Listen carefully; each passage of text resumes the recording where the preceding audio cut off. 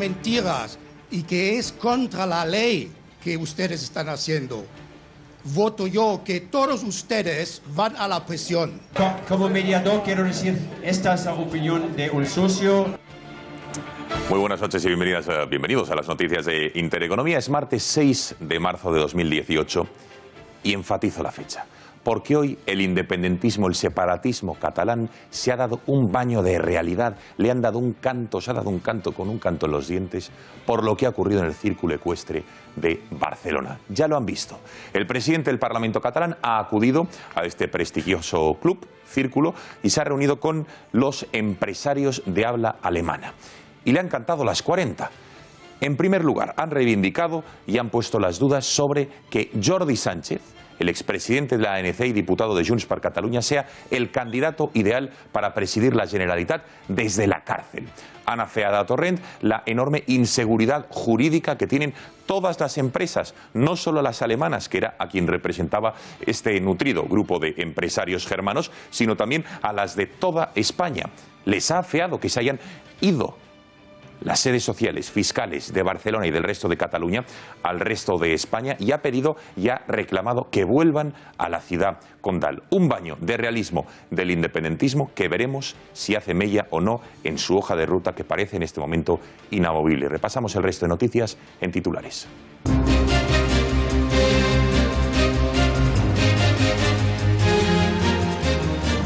Policía y Guardia Civil aceptan el acuerdo en equiparación salarial ofrecido por el Ministerio de Interior. Y es que ayer por la noche los sistemas informáticos a través del que los agentes introducían su voto fue boicoteado. Un ataque, dicen, organizado, mafioso, premeditado y delictivo que no se podrá restaurar hasta el viernes. Es por ello que aceptan el acuerdo renunciando a la consulta de sus bases, ya que dicen que no está garantizada la seguridad del proceso.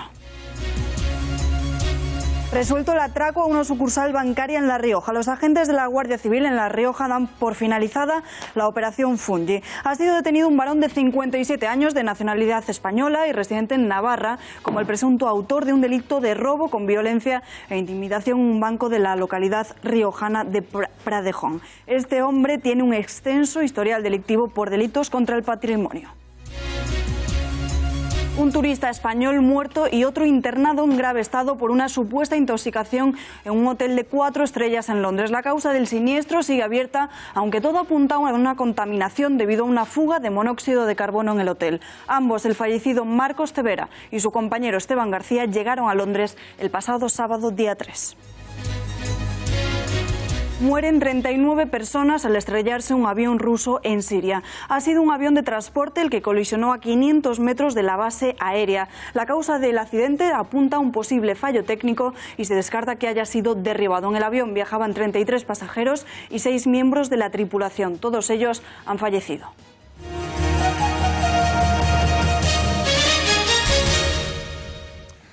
Una vez más abrimos con la crónica independentistas porque Jordi Sánchez ha pedido al Tribunal Supremo poder salir o tener la libertad para acudir el próximo lunes al pleno de investidura fijado oficialmente por Roger Torrent, el presidente del Parlamento Regional.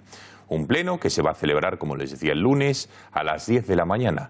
Tras conocerse la nueva fecha del debate de investidura, el candidato separatista ha presentado a través de su abogado 2 escritos ante el Tribunal Supremo y el Tribunal Constitucional donde justifican los motivos para pedir su excarcelación.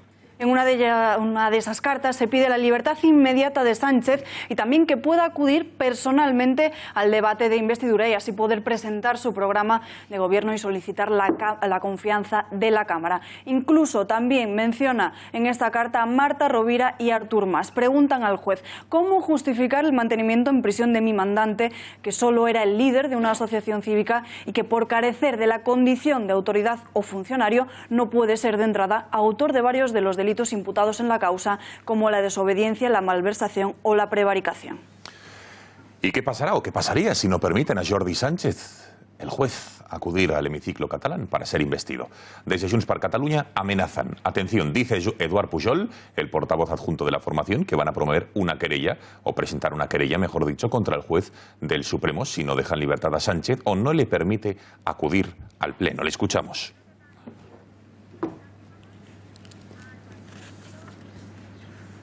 Y Junts per Catalunya pedía a última hora tiempo suficiente, a última hora de ayer, tiempo suficiente al presidente del Parlamento para poder cerrar un acuerdo con la CUP antes del pleno de investidura. Y es que los votos de los antisistemas serán más que necesarios para poder hacer presidenta a Jordi Sánchez.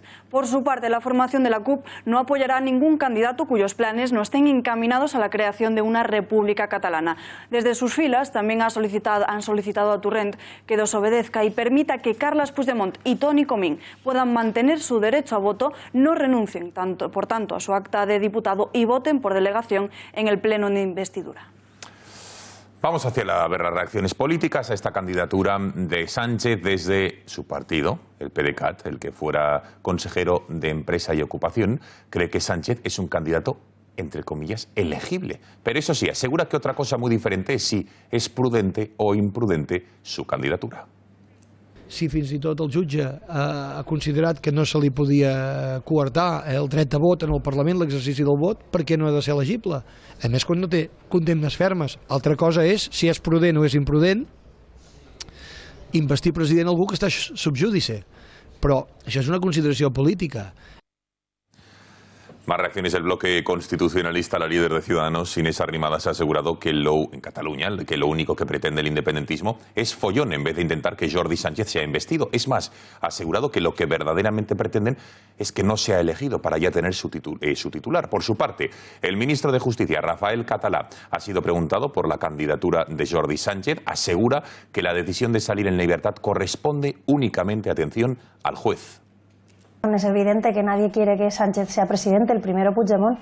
Puigdemont no quiere que otra persona sea presidente porque al final él sabe que si hay otro presidente y empieza a trabajar aquí, empieza a gestionar, pues de él no se va a acordar nadie en 4 días allí en Bruselas, ¿no? Por tanto, él no quiere que Sánchez sea presidente, ni lo quiere Esquerra ni lo quiere la CUP. Lo que quieren es lío, es follón, es que se lo impidan, es que se alargue esta situación, es más procés.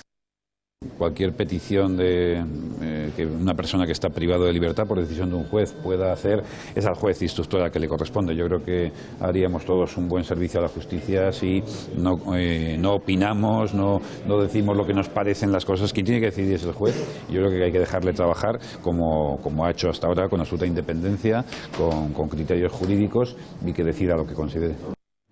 La juez Carmen Lamela alarga 1 año la causa de sedición de Trapero. La magistrada de la Audiencia Nacional, Carmen Lamela, ha declarado la causa contra el que fuera mayor de los Mossos compleja. Atiende la petición, por tanto, de la Fiscalía y prorroga así el plazo de 12 meses hasta el 27 de marzo de 2019 para finalizar la fase de instrucción. Mientras tanto, el Tribunal Constitucional está evitando pronunciarse sobre si Puigdemont podría, un recurso que se presentó hace meses, ser investido como presidente de forma telemática, y es que aplaza su decisión sobre admitir a trámite o no el recurso del Gobierno que se presentó en enero contra la convocatoria del Pleno del Parlamento para elegirle. Lo ha aplazado, entre otras cosas, porque ya hay otro candidato para la investidura, como les hemos dicho, el lunes próximo. Vamos a hacer un repaso a todo lo que ha sucedido desde el 21 de diciembre. Es tiempo de echar un momento un alto en el camino, porque fue ese día cuando los catalanes acudieron a las urnas para elegir un gobierno legítimo. Sin embargo, los resultados no daban mayoría absoluta para ninguna formación. Eso sí, la nefasta ley electoral catalana daba una mayoría en escaños al bloque separatistas. ¿Qué ha pasado desde entonces, Alba? Así es, Gonzalo. A partir de ahí fue cuando los movimientos de los separatistas únicamente parecían encaminados a continuar con esa situación de inestabilidad en la región, ya que era una especie de ultimátum: o Carles Puigdemont o nada. ¿Y cómo pretendían hacerlo? Pues planeaban que fuese investido a través de una vía telemática. Para ello realizarían una lectura interpretativa a su manera del artículo 93 del reglamento parlamentario, que contempla la delegación de voto. Por lo tanto, podrían solicitar que el expresidente defendiera su programa de gobierno a través de un plasma en el hemiciclo catalán. Pensaron investirle telemáticamente el día 31 de enero. Sin embargo, el Constitucional, a través de un auto, establecía la necesidad de una autorización judicial como requisito imprescindible para investir a Puigdemont como presidente. Plan B del separatismo: celebrar 2 investiduras, una de ellas en Bruselas, que sería una investidura simbólica, algo simbólico que no tuviera efectos en la jurisdicción española, y la otra investidura, esta vez en el Parlamento, sería real, de alguien que no estuviese huido y que la justicia dejara que fuese investido. La semana pasada, exactamente el jueves 1 de marzo, se produjo producía el paso a un lado de Carles Puigdemont. Vamos a recordarlo. Avui he informat el president del Parlament de Catalunya que de manera provisional no presenti la meva candidatura a ser investit president de la Generalitat i li he demanat que s'iniciï el més ràpidament possible la ronda de contactes amb els diferents grups parlamentaris per procedir a l'elecció d'un nou candidat a ser investit com a president del govern autonòmic. Anuncio que Junts per Catalunya proposarà el diputat Jordi Sánchez com a candidat. Jordi Sánchez era finalmente elegido como el candidato, el número 2 del partido de Puigdemont y líder de la Asamblea Nacional de Cataluña. Permanece en prisión y se abren a partir de aquí 3 posibilidades. La primera, que sea investido telemáticamente. En segundo lugar, que delegue su discurso en otra persona. O la tercera, que Llarena prohíba su investidura. Surge también otra vía para los separatistas: investir a otro candidato que no sea Jordi Sánchez. A pesar de que durante una semana sonó muy fuerte el nombre de Sartadi, parece que los independentistas podrían tirar por la opción de Josep Rull o Jordi Turull, sobre todo este último. El Supremo, además, no pondría obstáculo alguno a la candidatura del que fuera conseller de presidencia, porque no está ni fuera de España ni en situación de prisión incondicional. Eso sí, está imputado a la espera de saber si se le abre un juicio oral, momento en el que sería inhabilitado y todo volvería a empezar, Gonzalo. Este ha sido el panorama. Muchas gracias, Alba. Vamos a conectar para ver qué es lo que puede pasar, porque esta no es la última estación. El culebrón va a continuar. Veremos cómo. Carlos Verbel, director de confilegal.com. Buenas noches. Gracias por atender a nuestras cámaras. ¿Cómo estás, Carlos? Buenas noches, Gonzalo. Buenas noches. Vamos a ver. En primer lugar, el lunes, Jordi Sánchez está citado como candidato a presidir la Generalitat en el Parlamento para la sesión de investidura. ¿Qué va a pasar? A sabiendas, ya lo sé, Carlos, no hace falta que me lo recuerdes, que no tienes una bola de cristal. Pues que no va a estar en el Parlamento. Vamos, mi opinión es que casi el 99,9% el magistrado Pablo Llarena no le va a dar autorización para trasladarse a Barcelona a tomar posesión del cargo. También tengamos una cosa clara, tampoco hay muchas posibilidades de que eso salga, porque si sumamos los votos de Junts per Catalunya y RC, dan 64, si no recuerdo. Si no hay apoyo de la CUP, no llegan a los 68 para poderle nombrar. O sea que, tanto en un escenario como en el otro, es improbable que Jordi Sánchez se convierta en el próximo presidente de la Generalitat. Dices, Carlos, que probablemente el juez no le deje acudir al Parlamento catalán. Entonces se abren hipótesis. ¿Va a dejar, por un lado, que le proclamen presidente a distancia? ¿Va a permitir el juez Llarena que alguien lea su discurso de investidura o que lo haga telemáticamente desde la cárcel por Skype? ¿Lo va a permitir o no? ¿Tú qué crees?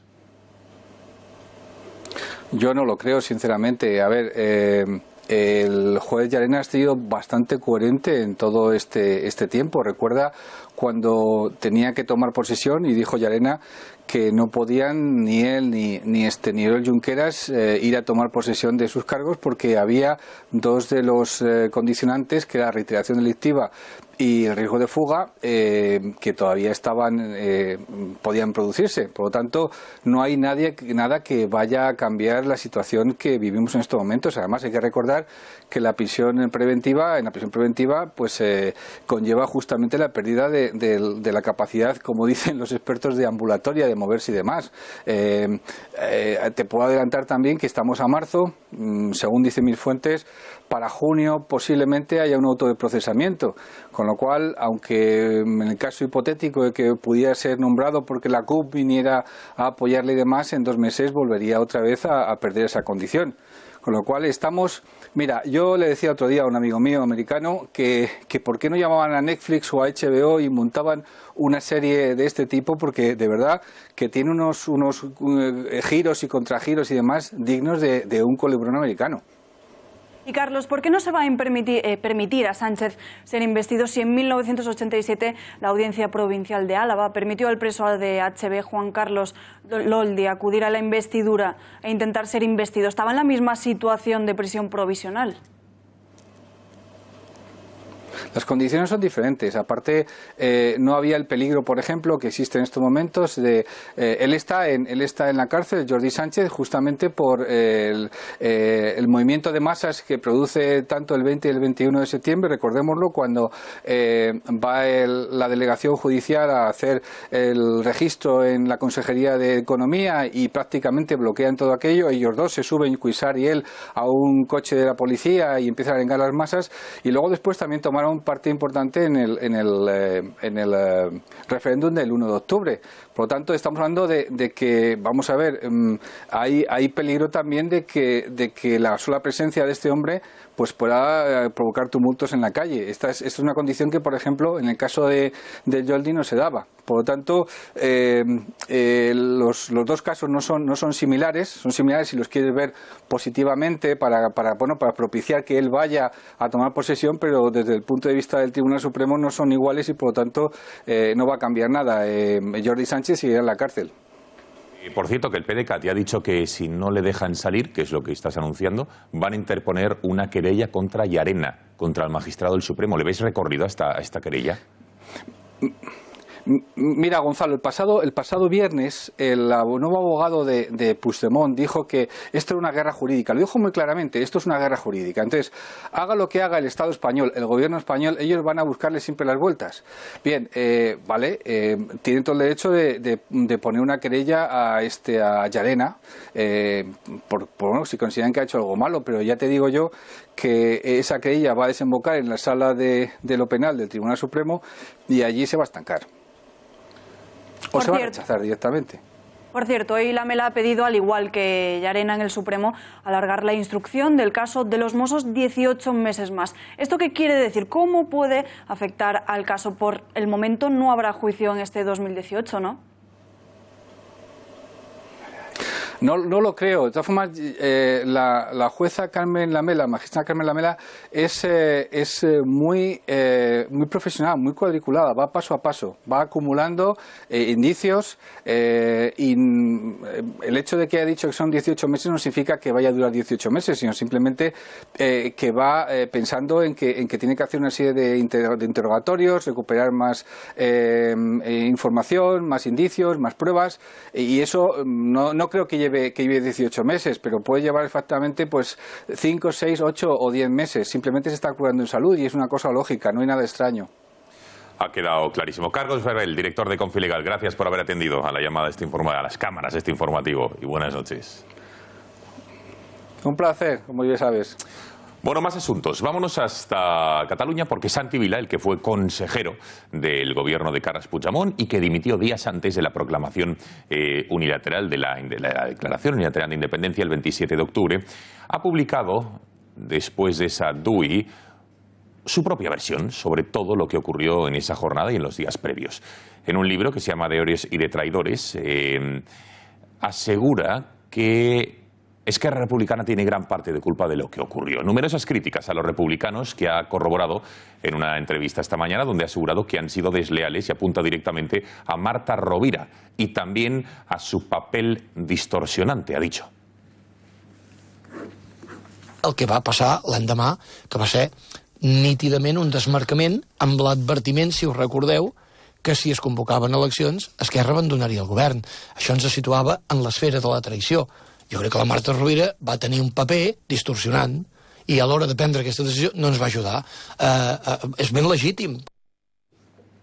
Bueno, vamos a ver qué es, atención, lo que ha ocurrido esta mañana, porque hemos conocido otra noticia sobre la corrupción del independentismo, del nacionalismo. Saben ustedes que todo comenzaba hace años, décadas, con Jordi Pujol y su famoso 3%, cómo fue tejiendo una red de corruptelas del 3, del 4, hasta del 5%. Eso es lo que cobraba a las empresas que luego construían diversas obras de obra pública. Y se fueron forrando. Y todo eso hay muchas cosas que están en los tribunales. Pues hoy hemos conocido que el proceso podría haber nacido, según las últimas investigaciones, ojo, de los Mossos d'Esquadra, para tapar todas esas corruptelas. Lo vemos en el siguiente reportaje de nuestra compañera Patricia Tenorio. Según los papeles de los Mossos, el inicio del procés fue una reunión en 2011 con 3 hijos de Pujol y nació para tapar la corrupción del caso del 3%. Los Mossos lo intentaron, pero no lo consiguieron. Quisieron destruir en la famosa incineradora de Sant Adrià de Besòs, Barcelona, una gran cantidad de documentación entre la que se encontraban diferentes notas y documentos que describen la estrategia creada por dirigentes de CDC para impulsar el proceso independentista. Según estos papeles, la policía concluye que el inicio del plan independentista se remonta a una reunión celebrada el 25 de noviembre de 2011 a la que acudieron los máximos dirigentes de la entonces Convergencia Democrática de Cataluña. Dicha cita se repitió a finales de diciembre, a la que se sumaron 3 de los hijos del expresidente Jordi Pujol, Jordi, Oriol y Josep. En el curso de este plan, Felip Puig, el que fuera consejero de Interior desde diciembre de 2010 a 2012, ordenó colocar una furgoneta camuflada frente al domicilio particular de la entonces presidenta del PPC, Alicia Sánchez Camacho. Esta misma estrategia se siguió con el Ministerio de Interior, por entonces Jorge Fernández Díaz, cada vez que se trasladaba a Barcelona para comunicar cualquier movimiento de ambos. La policía concluye también que el proceso iniciado por CDC en 2011 tenía como prioridad tejer alianzas con la patronal Femcat, una fundación privada de empresarias que comparte la misión de que Cataluña se convierta en un país, también alianzas con destacados miembros de la Judicatura y Fiscalía y con partidos políticos como el PNV. Empieza.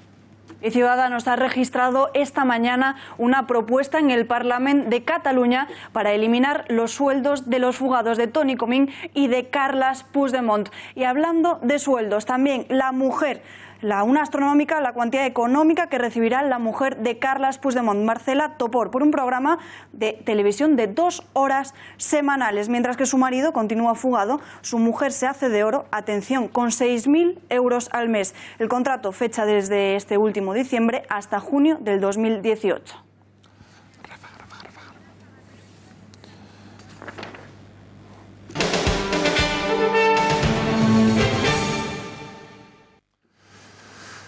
Abrimos ya la crónica sobre lo que está ocurriendo en la policía, porque saben que esta semana se tenía que votar el acuerdo al que habían llegado los sindicatos policiales, digamos, con el gobierno, con el Ministerio del Interior. La policía y los guardias civiles tenían que votar la última oferta que el ministro Zoide les habría ofrecido. Pues las votaciones telemáticas de policías y guardias civiles fueron, por lo menos las de la policía, suspendidas por la noche, ya que el sistema sufrió un ataque, como les digo, informático. Así lo confirmaba el Sindicato Unificado de Policía, que explicaba que la reinstauración del sistema no sería posible hasta al menos el viernes a mediodía, fuera ya del plazo previsto para votar, que era mañana miércoles. Es por ello, atención, que los sindicatos han aceptado el acuerdo finalmente del Ministerio del Interior sin consultar finalmente a todas sus bases.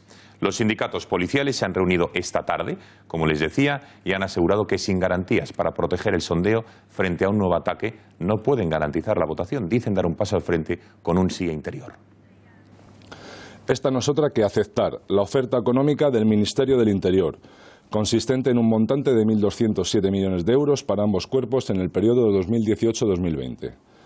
De los que 807 se destinarán exclusivamente a la equiparación salarial, 300 a la subida de las retribuciones básicas del conjunto de la función pública y 100 a incentivar el regreso de los policías en segunda actividad sin destino y guardias civiles en situación de retiro sin puesto a puestos de operatividad. Bueno, para hablar de todo ello tenemos con nosotros a Serafín Giraldo, policía, portavoz de un sindicato policial. Señor Giraldo, buenas noches. Hola, muy buenas noches. ¿Qué ha ocurrido? Explíquenoslo. Un referéndum que se ponía en marcha ayer lunes por la mañana, tenía que durar hasta mañana a mediodía, un ataque informático y se ha suspendido. Efectivamente, la empresa además con mucha experiencia en este sector, nos informó que hubo una caída en la web a las 6 de la tarde a través de un ataque de dimensiones durísimas, y se lo digo textualmente, por un tipo de negación del servicio de DOS. No entiendo mucho de informática, pero por lo visto fue un virus muy fuerte que atacó a esta empresa y que impidió, que bloqueó la web, en definitiva impidió realizar esa votación que se estaba realizando. ¿Se había votado? ¿Se estaba votando ya por parte de los policías afiliados ese 83% del censo de policías que tenían derecho a voto? Efectivamente, se estaba empezando a votar, se estaba comenzando bien la votación. Lo que pasa es que, ya le digo, a las 6 de la tarde se colapsó. Ya hubo una anomalía, una sobrecarga, que la empresa trató de aumentar la capacidad del servidor, pero al final comprobaron que existía un ataque informático, con lo cual decidimos... tuvimos que asumir la responsabilidad de decidir votar sí a esa equiparación salarial, a esa subida de sueldo, por decirlo de alguna manera. Ahora hablaremos de esa decisión, que no sé cómo la define usted, si unilateral o no, pero en cualquier caso, ¿quién está detrás de este ataque? ¿Tienen ustedes sus pesquisas? ¿Las han comenzado? ¿Quién ha podido querer interferir en esta votación de los policías? Hemos puesto una denuncia. O sea, yo no me atrevo a decir quién ha sido, quién ha dejado de ser. Faltaría más, pero sí que hemos puesto una denuncia en la unidad operativa pertinente de la Guardia Civil y la Policía Nacional, y esperemos que dé resultado. Nuestros informáticos son especialistas, con lo cual esperemos que dé resultado. ¿Tienen sospechas? No, desde luego que no, y aunque las tuviera tampoco se las diría públicamente, eso es evidente. Señor Giraldo, ¿cómo es posible que la decisión, en vez de pedir al Ministerio mover el plazo, pedir una semana más, 2 semanas, 10 días para intentar arreglar ese sistema informático en una votación que supuestamente debía ser democrático y que votasen esos 83% de policías afiliados, se decida unilateralmente tomar la decisión por la parte, por el todo? Sí, en primer lugar porque es un acto de responsabilidad que teníamos que asumir. Y teníamos que asumir ese acto de responsabilidad por diversos factores. Primero, porque no nos la vamos a jugar, y lo digo así, no nos la vamos a jugar al todo o a nada. Máxime cuando un policía va a cobrar 561 euros más en un proceso de aquí al 2020 y ese policía tiene familia. Y yo no me puedo jugar el sueldo de ese policía, con lo cual tengo que coger esos 561 euros que me ofrecen de aquí al 2020 en un proceso, vuelvo a repetir, de subida en el 18, 19 y 20 y seguir negociando por respeto a ese policía y sobre todo a la familia de ese policía a quien represento. En segundo lugar, hay muchas negociaciones ahora mismo abiertas, muchísimas. Tenemos en la calle ahora mismo a los pensionistas, con toda la legitimidad. Tenemos en la calle a los médicos, que empiezan a pedir la equiparación. Y tenemos en la calle a los de prisiones y a otros colectivos que efectivamente piden algo que es legítimo, y es la equiparación salarial con los funcionarios de otras comunidades autónomas. Con lo cual creemos también, por un ejercicio de responsabilidad, que es el momento. Y luego, estoy cansado y quiero ya terminar de una vez con lo de la equiparación. Vamos a ver, la equiparación no es una cifra, no es una cifra. Es demagógico decir que la equiparación es una cifra y es fácil de explicar. La equiparación es una ley a la que se llega tras un proceso, tras una auditoría, porque la equiparación asume muchos conceptos y un sueldo de un funcionario asume muchos conceptos. Y le puedo poner un ejemplo. En la policía cobramos la territorialidad. ¿Qué pasa con los policías que viven en el País Vasco, en Ceuta, en Melilla, en Madrid, que cobran un plus por esa territorialidad? ¿Se los quitamos? ¿Tienen que devolver dinero? Los Mossos de Escuadra cobran horas extras. ¿Qué pasa con las horas extras? ¿Las dejan de cobrar? ¿Las cobramos nosotros? Los juicios, los complementos que tenemos nosotros y no tienen los Mossos de Escuadra. Ahora mismo la Policía Nacional está pidiendo una serie de complementos que no piden los Mossos de Escuadra, la ayuda social en concreto. Con lo cual, la equiparación no es una cifra y es muy bochornoso que un policía se ponga delante del público, se ponga delante de la sociedad y diga quiero 1.500 millones para equipararme. No, lo que necesitas es una ley. Es una justicia salarial que nos equipare a todos los conceptos que integran nuestro sueldo. Es así de sencillo. Y además, frente a la sociedad, si yo vengo y pido X dinero, ¿qué pensará la sociedad? Es que es tremendo. Pero, señor Giraldo, entiende usted que hay policías que no piensan como usted. Por y hay supuesto. policías que vienen defendiendo, por ejemplo, el otro día estuvo aquí el portavoz de Jusapol, que dice que tiene a 30.000 asociados que iban, desde luego, a votar no a ese acuerdo. Y esos policías, yo he podido hablar con ellos, no sé a cuánto representan. Señor Giraldo, no tengo ni idea de la representación.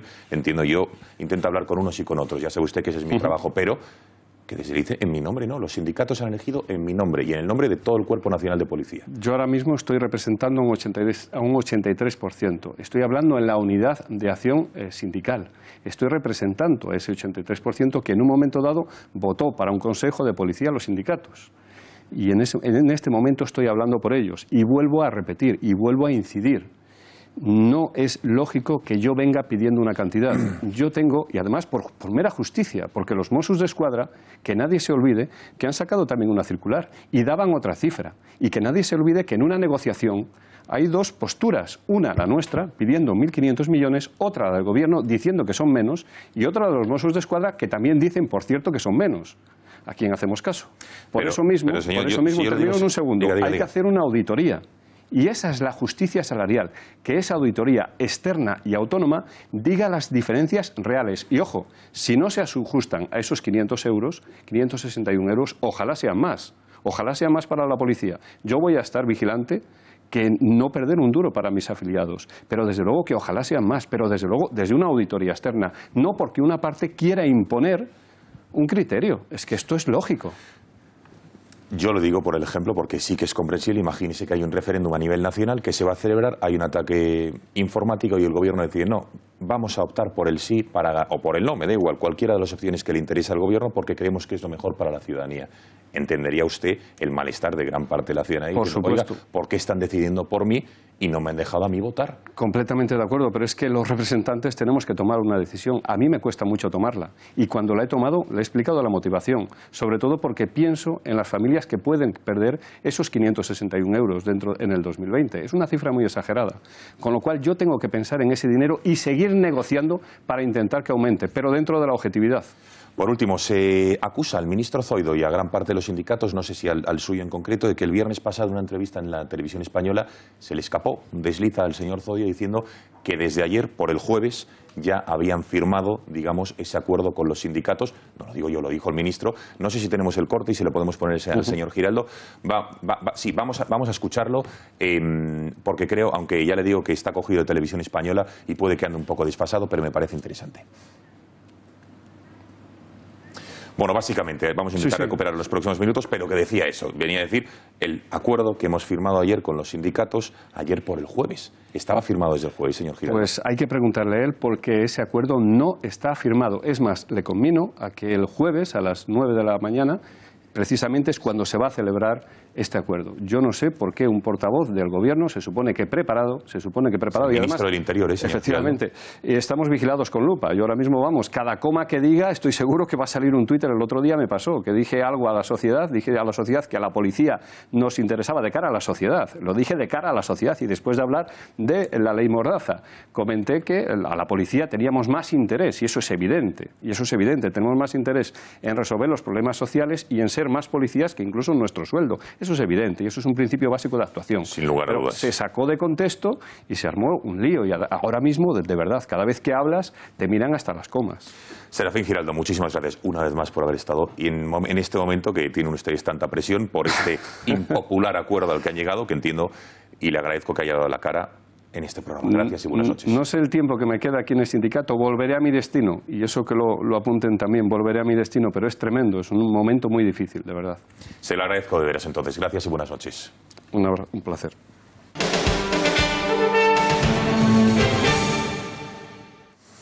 Un día antes de que Francisco Camps, el expresidente valenciano, declare como testigo en la Audiencia Nacional por la supuesta financiación ilegal del PP de Valencia, hoy ha acudido al Congreso para comparecer ante la comisión que investiga las irregularidades de su partido en esa comunidad.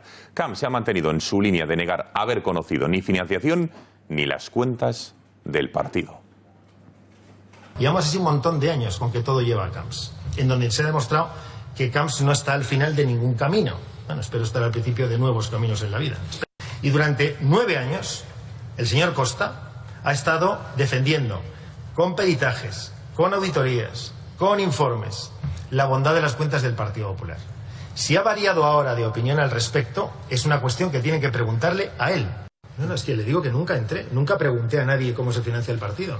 Si hay alguien en España que diga, a mí me lo preguntó, que venga aquí y lo diga.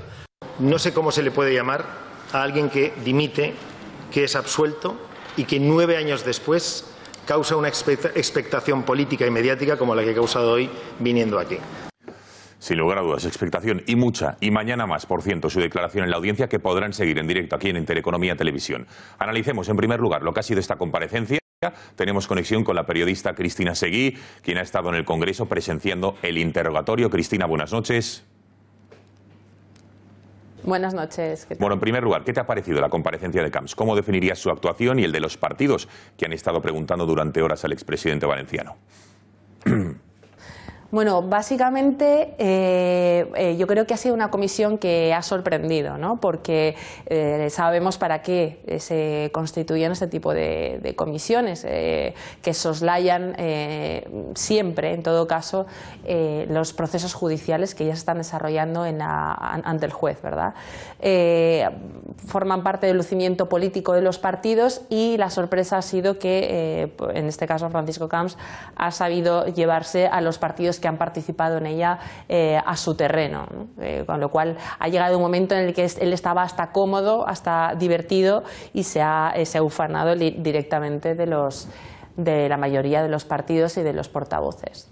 Camps ha dejado varios titulares. En primer lugar, vuelve a asegurar que él jamás ha visto las cuentas de su partido. ¿Cómo es posible que el presidente del Partido Popular no sepa y no vea las cuentas de su propia formación? ¿Es verosímil? Vamos a ver, es verosímil si uno atiende a los días de gloria y casi de borrachera, de éxito que vivía el Partido Popular en aquel momento, en el que sus mayorías absolutas eran incontestables gracias a Francisco Camps. Sí que es cierto que era una figura muy mimada por el partido, casi blindada de la gestión diaria, y él ha alegado que de aquellos asuntos se ocupaba Costa y se ocupaban la mayoría de las personas que ahora mismo está imputada. Y lo que sí que es cierto es que el juez hasta ahora ha visto en los indicios de que efectivamente es así, ¿no? Bueno, Cristina, algo de lo que ha dicho Camps, que es francamente incomprensible, a ver si tú nos lo aclaras. Ha asegurado que goza del cariño del Partido Popular y que se siente arropado por Mariano Rajoy. ¿Cómo es posible que diga esto, Cristino, si está totalmente abandonado de la mano de Génova y de Rajoy? Bueno, yo creo que Francisco Camps ha querido, si pecaba de algo, ha querido pecar de elegancia, ¿no? Y él realmente es un político que siente los colores, siente la camiseta, ¿no? El partido le ha dado sus mejores momentos de su vida política, o al revés, él ha dado al partido sus mejores momentos, ¿no? Por eso hay una especie de relación de respeto por su parte, a la que hoy ha aludido constantemente y ha precisado pues que en ningún caso iba a perjudicar, ¿no? Cristina, para la gente que ve los medios de comunicación y observa cómo se abren procesos judiciales contra Camps, como ahora con la Fórmula 1 o con la visita del Papa a Valencia, ¿cómo justificas que defienda con tanto ahínco su inocencia, teniendo en cuenta lo que muchos medios de comunicación condenan de antemano? Bueno, realmente no es nada nuevo. Francisco Camps, aparte de ser el liderazgo político incontestable del Partido Popular en la Comunidad Valenciana y que trascendía sin ninguna duda a nivel nacional, es una persona que está acostumbrada a lidiar en el ecosistema del acoso de la ultraizquierda valenciana desde hace prácticamente 10 años, ¿no? No solamente está convencido y sabe defender su inocencia donde mejor lo hace, que es precisamente en este tipo de comisiones, sino que en la comisión ha aludido también a ese perdón que el Partido Socialista no le ha realizado, no le ha propiciado desde que fue absuelto por 2 veces consecutivas, según en el juicio jurado popular, después de que Ximo Puig recurriera sabiendo que era inocente por el tema de los trajes, ¿no? Ya está acostumbrado a esto. Bueno, por último, Cristina, quiero que escuches algo que ha dicho hoy Camps sobre la denominación de la Comunidad Valenciana, matizando a un diputado. Escuche y después lo valoramos. No, perdón, es que esto es muy importante. Y esta señora dice País Valenciano porque lo que pretende es incluir al País Valenciano en los países catalanes. Y yo no estoy dispuesto, como expresidente de la Generalitat, a que nadie aquí, en esta Cámara, incluya a la Comunidad Valenciana en los países catalanes. Bueno, ¿cómo se llama, Cristina? ¿País Valenciano o Comunidad Valenciana? Lo digo porque fue con Camps en la Generalitat cuando en 2010 se aprobó el Estatuto Regional, en donde se define a esa región como País Valenciano en el preámbulo.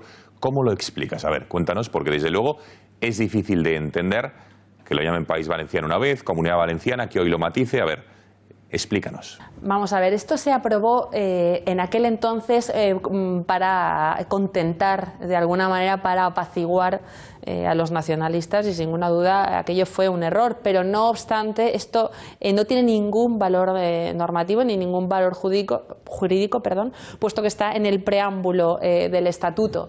El Estatuto, en su artículo 1, precisa muy claramente que el pueblo está organizado en el Reino de Valencia y que se constituye a través de la conocida como Comunidad Valenciana. Ha aludido Francisco Camps constantemente, incluso ha procurado las risas de la mayoría de los asistentes, porque ha combatido a esta diputada de Esquerra Republicana contestando que sin ninguna duda su intención era la de rebajarnos a los valencianos como lacayos de Cataluña, y que él en ningún momento lo iba a consentir, ¿no? En esa intencionalidad de nacionalista, en esa ofensiva que involucra a la Comunidad Valenciana en los países catalanes. Cristina Seguí, gracias por atender a las cámaras este informativo. Nos vemos luego en El Gato. Buenas noches. Buenas noches. Buenas noches. Bueno, la comparecencia de Camps, al igual que la de Rodrigo Rato, no ha estado exenta de tensión. Ha sido francamente burda, me atrevería a decir, por parte de la oposición. No así con Narcís Serra, el ex vicepresidente socialista del gobierno, que tuvo, digamos, un trato de alfombra roja. ¿No es así, Fátima García Manzano? Buenas noches. Buenas noches, Gonzalo. Pues el encontronazo entre Francisco Camps y la diputada de Esquerra Republicana, Esther Capella, no ha sido el único en la comisión que se ha celebrado hoy en el Congreso.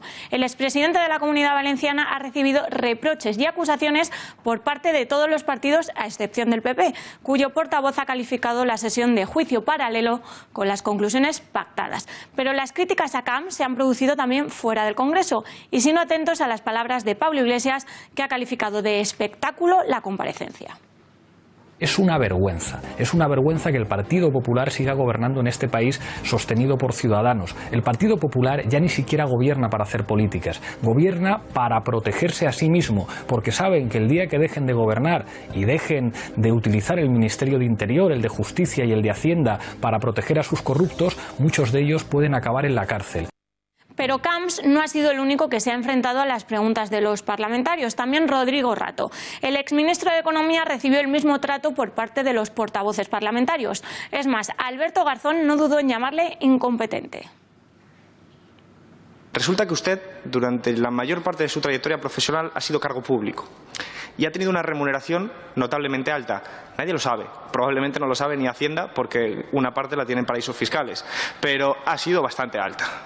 Y eso va asociado a un riesgo y una responsabilidad. Y usted ha fracasado. Pero usted llega a una empresa y, en vez de analizar las cuentas y en vez de ir a ver qué créditos tiene, si son buenos o son malos, usted todo eso lo deja pasar. Eso es incompetencia, porque usted está precisamente asumiendo el riesgo de su propia empresa. Pero Toni Roldán, portavoz de Ciudadanos, fue mucho más allá y definió al Partido Popular como una mafia e incluso comparó a sus representantes con un cártel. Algunos podrían sospechar que a lo mejor había alguna intención en los miembros del Partido Popular y el Partido Socialista de esconder algunas de las vergüenzas del señor Rato y en general del cártel del bipartidismo de amiguetes que gobernó las cajas de ahorro en este país durante tantos años. ¿Y qué ocurrió en la comparecencia de Narcís Serra? Pues aquí, casualmente, el tono fue completamente distinto. No hubo insultos, ni descalificaciones personales, ni peticiones de cárcel. Todo lo contrario, la comisión fue educada, cercana, de guante de seda. La única diferencia es que Narcís Serra pertenece al PSOE, tanto que, recuerden, fue vicepresidente con Felipe González. Y eso que estuvo sentado en el banquillo por los sobresueldos de Catalunya Caixa. Gracias, Fátima, y buenas noches. Buenas noches.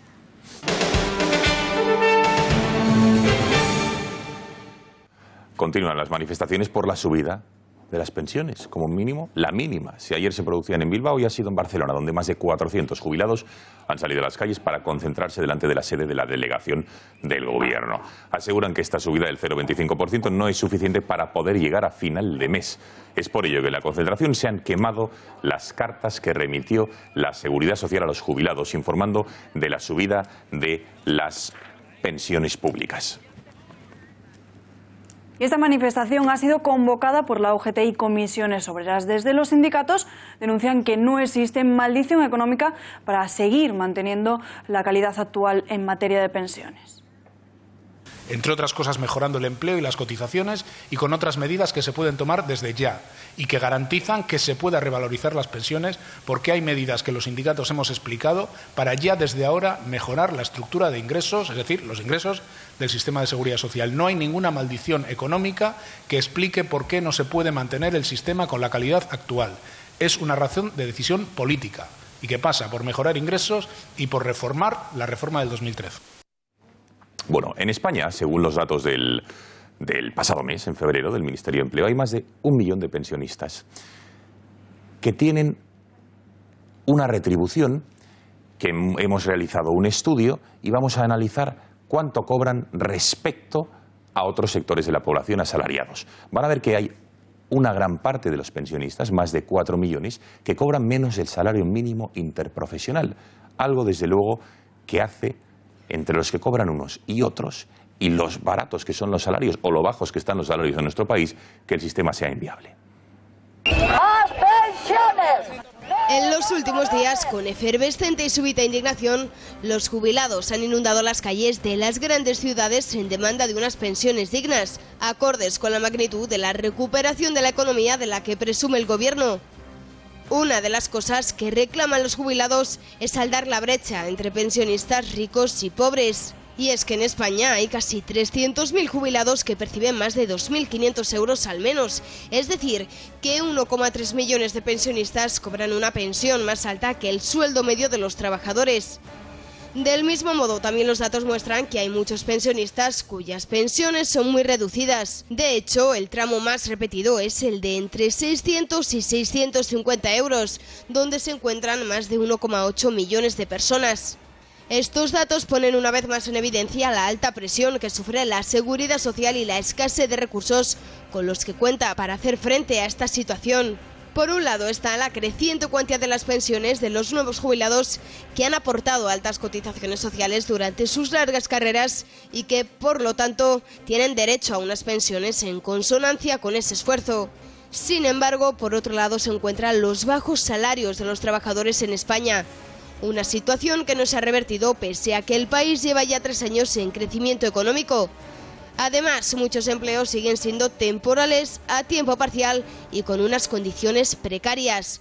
Todo esto hace que las cotizaciones sociales de los nuevos trabajadores no sean capaces de soportar las pensiones de los trabajadores que llegan a la jubilación, por lo que muchos economistas y también políticos coinciden en que una vía evidente de solventar o al menos aliviar el problema de las pensiones es que tanto los salarios como la calidad de los empleos comiencen a despegar. Así están las pensiones, ya lo saben que aquí día a día vamos a dar la batalla por la defensa de este sistema y sobre todo que sea justo. Un 0,25 es pírrico, es casi una infamia. Para analizar un día más la situación de los pensionistas, del actual sistema de pensiones en nuestro país, tenemos en plató a Joan Encuñat, que es el portavoz de la Mesa Estatal por el Blindaje de las Pensiones. Joan, buenas noches. Hola, buenas noches. Bueno, en primer lugar, me gustaría empezar viendo este gráfico que hemos preparado, que vamos a desarrollar esta noche en el programa del Gato al Agua, sobre la realidad de los pensionistas y la población activa en España y la previsión de los 50 años, para que usted nos diga. Según el INE, en España hay 46,5 millones de españoles, 19,5 millones de trabajadores cotizantes y 8,7 millones de pensionistas. La proyección para el 65, el año, es de, ojo, baja la población en nuestro país y habrá 22 millones de trabajadores, pero 13 millones de pensionistas. 1,6 trabajadores por cada pensionista. Pese a que no hay que hacer previsiones a tan largo plazo, porque puede ocurrir aquí cualquier cosa, este sistema así no se puede sostener.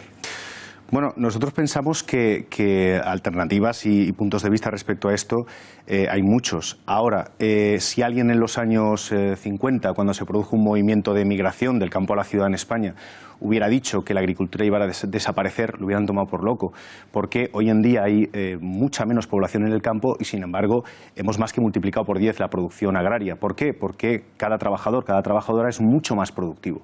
Ahora cada trabajador y cada trabajadora en España es mucho más productivo. Esto realmente es un punto de vista. Seguro que hay otros. Nosotros lo que sí que creemos es que desde los diferentes puntos de vista se asientan sobre una realidad, y es que el sistema, si hay voluntad política, desde luego es sostenible. Como saben, nosotros hablamos en anterior oportunidad que nos invitaron del blindaje constitucional de las pensiones. Ese consideramos nosotros que es el camino, porque una vez se establece, no como derecho constitucional, sino como derecho fundamental dentro de la Constitución, ya no queda en manos del legislador concretarlo, es decir, del gobierno que venga uno u otro, porque dentro de 4 años o dentro de 8 o dentro de 12 habrán otros gobiernos, sino que quedará para siempre establecido como derecho fundamental de la Constitución. Pero por mucho que se blinde, señor Cuñat, si no hay, permítame la expresión, en la caja, en la caixa, como decimos en Cataluña, no hay. Entonces, por muy blindado y sea un derecho constitucional, ¿cómo se va a afrontar el pago de las pensiones, por muy blindado que esté? Claro, es el ejemplo que nosotros siempre ponemos con el artículo 135 de la Constitución. Es decir, cuando se aprobó el pago de la deuda, poner esa deuda, el pago de esa deuda por delante de cualquier otra prioridad, lo que nadie se preguntó o no se planteó en ese debate entre quienes aprobaron el artículo si España iba a entrar en un proceso de quiebra o no habría dinero para pagar la deuda, sino que lo que se dijo es España el argumento era como una familia, debe pagar sus deudas, debe pagar a los acreedores. Nosotros lo que decimos es, seguro que ningún demócrata piensa que los acreedores del Estado son más importantes que nuestros pensionistas, porque además es que no lo son, porque han sostenido a familias enteras en la crisis y son básicamente una columna vertebral del Estado social, ¿no? Lo que nosotros decimos es hágase como la deuda, por delante de cualquier otro pago. Y después el gestor, permítame que lo diga así, que busquen la forma de hacerlo, porque para algo se les vota, para que sean gestores y busquen soluciones. Vamos a ver otro gráfico que hemos preparado y desarrollaremos esta noche. Las razones por las que el déficit de las pensiones, digamos, es tan elevado, a ver qué le parece, es cada vez mayor por 3 razones. Básicamente, porque los nuevos pensionistas cobran más porque han cotizado más, es una razón evidente. El número de ocupados por pensionista, como hemos visto, ha disminuido y va a seguir disminuyendo. Y porque los nuevos precarios, es que, señor Cuñat, no son ni mileuristas, son una auténtica miseria, 600, 900 euros, que no suman, sino que restan. ¿Qué se puede hacer ante este diagnóstico? Que no sé si está de acuerdo con él. Bueno, es evidente que eso es un problema, entre otras cosas porque esta realidad es una de tantas medidas o de alguna de las medidas que se han tomado y que se vienen tomando para incentivar o permitir, no entro en las voluntades o en los proyectos políticos que son debatibles, sino que lo que se ha hecho es incentivar y permitir el avance de los fondos privados de pensiones y la degradación del sistema público de pensiones, ¿no? Esto es lo que refleja estos números. Nosotros lo que decimos es que, de nuevo, si nos metemos a analizar esa situación, se encontrarán diferentes alternativas. Ahora, que todas esas alternativas tienen que llegar a un consenso democrático, nosotros estamos seguros. Tiene que hacerse en los ámbitos democráticos creados para ello. Ahora, seguro que podemos dar un paso previo, que es lo que nosotros, aprovecho para decirlo, el 17 de marzo, en la manifestación que convocamos a las 11 de la mañana en la Puerta del Sol, vamos a exigir desde diferentes sensibilidades ideológicas, blindemos las pensiones en la Constitución. Ha quedado clarísimo. Joan Cuñat, muchísimas gracias por haber estado esta noche en este informativo. Gracias a vosotros. Y muy buenas noches.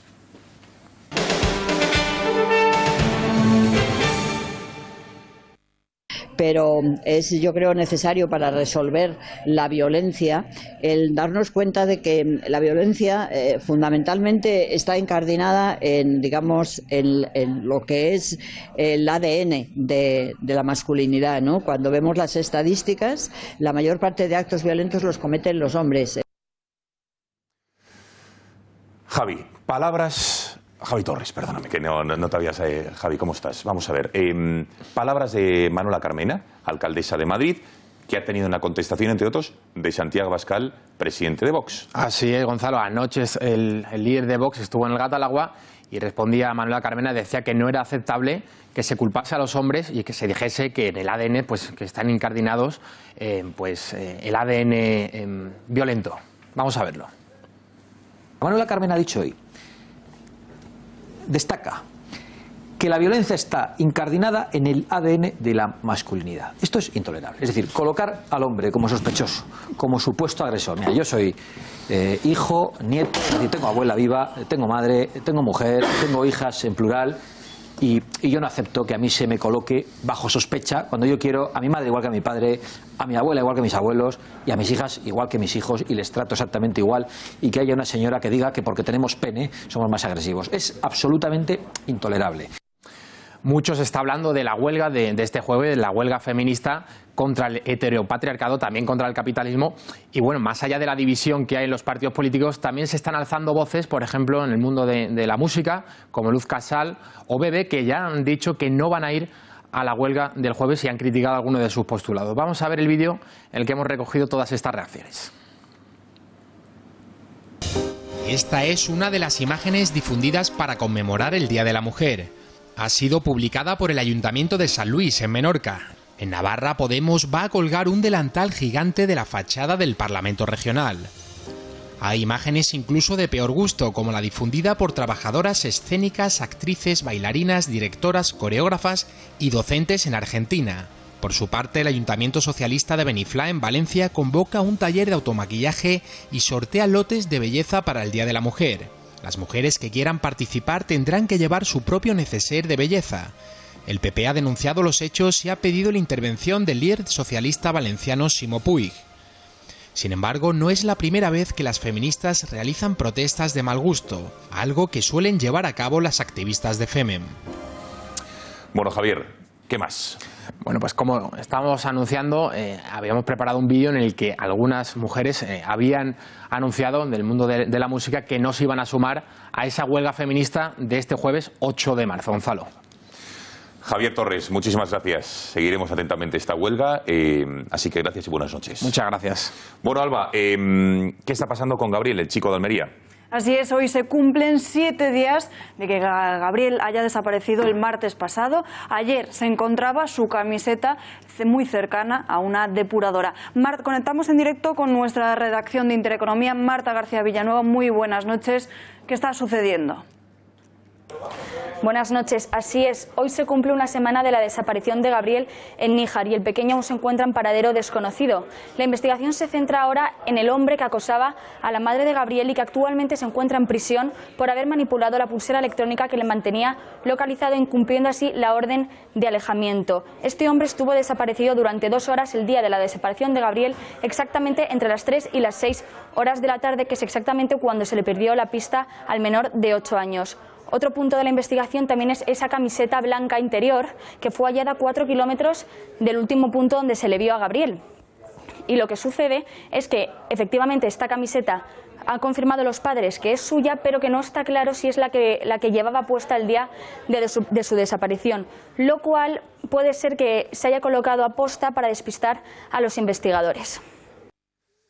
Muchísimas gracias, Marta. Alba, nos vamos. Así es, pero como siempre les dejamos con el tiempo, luego tiempos modernos, gracias por nada, y a las 10 el gato al agua. Señores, muchísimas gracias por su confianza. Ya lo saben que la información vuelve mañana a las 8:30. Que pasen buena noche. Adiós.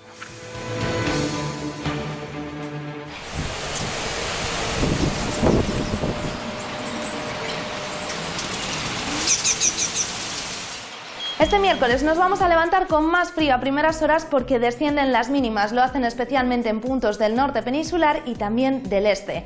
En el estado del cielo nos vamos a encontrar con un tiempo mucho más tranquilo que el que hemos tenido estos días.